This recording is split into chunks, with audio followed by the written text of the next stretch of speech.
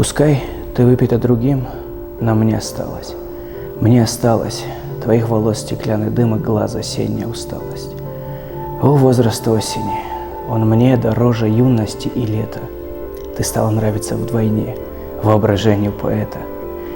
Я сердцем никогда не лгу, и потому на голос чванства бестрепетно сказать могу, что я прощаюсь с хулиганством. Пора расстаться с озорной непокорной отвагой.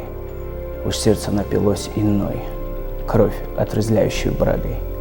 И мне в окошко постучал сентябрь багряной веткой ивы, чтоб я готов был и встречал его приход неприхотливый. Теперь со многими я мирюсь, без принуждения, без утраты. Иною кажется мне Русь, иными кладбища и хаты.